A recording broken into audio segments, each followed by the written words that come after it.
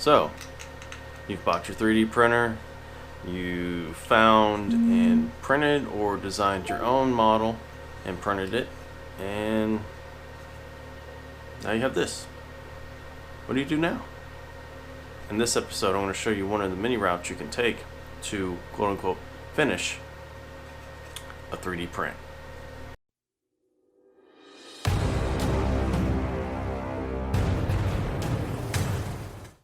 So what I have here is a 3D printed YouTube play button. Found it on Thingiverse, and of course I'll put a link to it down in the description, and printed it on my Ender 3 Pro in black PLA filament. Now what we're going to talk about is going to apply specifically to a filament printer printing PLA, nylon ABS or something like that. Not real familiar with, so I'm not really going to shed a whole lot of light on that. So we're going to focus mainly on PLA on a filament printer. Now, even though I had the resolution cranked up on this, I'm not sure if you can see, but you can see the layers, the layer lines, and that comes through. You can feel that. Pretty hard to get away from that, especially on something that has a curve like this. Now, if this were just flat across, then it would be nice and smooth just like the back is. So what we're going to try to do is, YouTube buttons are generally red with a white play button in the center. This model didn't have the actual play button in it. It's got a indentation where one would go. So what I did was modeled one on Tinkercad. And there we go. So that needs to be white, and it's just a little proud of the top, which is exactly what I wanted. So what we're going to do is I'm going to show you how to get rid of these lines, how to clean this all up, attach this, make them two different colors. Because usually when you're going to 3D print something, it's going to come out in one color, right? Unless you're using filament machines that kind of cuts them and bonds it and then pushes it through, and you can get your colors real nice and clean and separated, and you can even mix and match different types of filament. So what we're going to do is make this red and this white, combine the two, and make them super smooth. Now, why would you want to do that? Well, one, the color's wrong, and two, if this were just going to go like in a shadow box or something, we could just paint it and be done with it. But what if you needed to make this out of something else? What if this was your prototype and it functioned the way you wanted it to, but it needs to be out of a different material? Where do you go from there? The first step is to make this smooth, because no matter what we do with this, we want to get rid of these lines, these layer lines. So first things first, we're going to clean up each one of these pieces individually. And to start, what I'm going to do is actually just kind of scuff it with the Scotch-Brite, just to give the paint something to stick to, kind of key the surface up a little bit. And do that for both. Then we're going to layer a few coats of filler primer on both pieces until we're happy that we can no longer see the layer lines.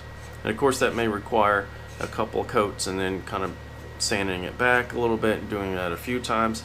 And if your particular model has a couple voids in it or a couple errors, this will be the time to use some body filler glaze or even some Bondo to kind of fill that in and fix that imperfection. We want the surface of this to be perfect.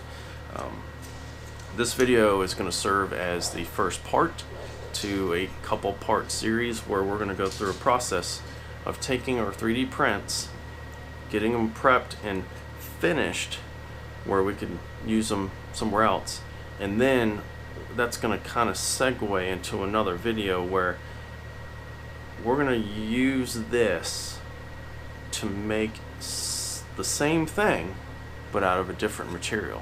We're going to do that a couple times. I'm going to show you a couple avenues that you can go down with your 3D printed parts to use as a prototype, and then to bring it to full fruition in different materials.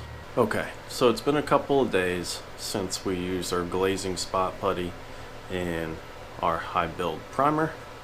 Let it dry per the instructions and wet sanded it. Super smooth feeling, and of course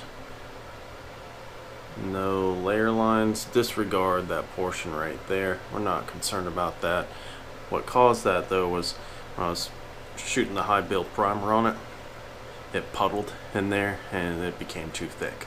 So something to watch out for if you're trying to do this at home. But nice and smooth now, but not so smooth that the color won't stick. So what we're going to do now is apply our color. I've already applied the white to the center section. We just need to apply red to this. So we're going to go ahead and do that now. And once that's done, we're going to let it dry and cure, and we're going to do a couple coats of color.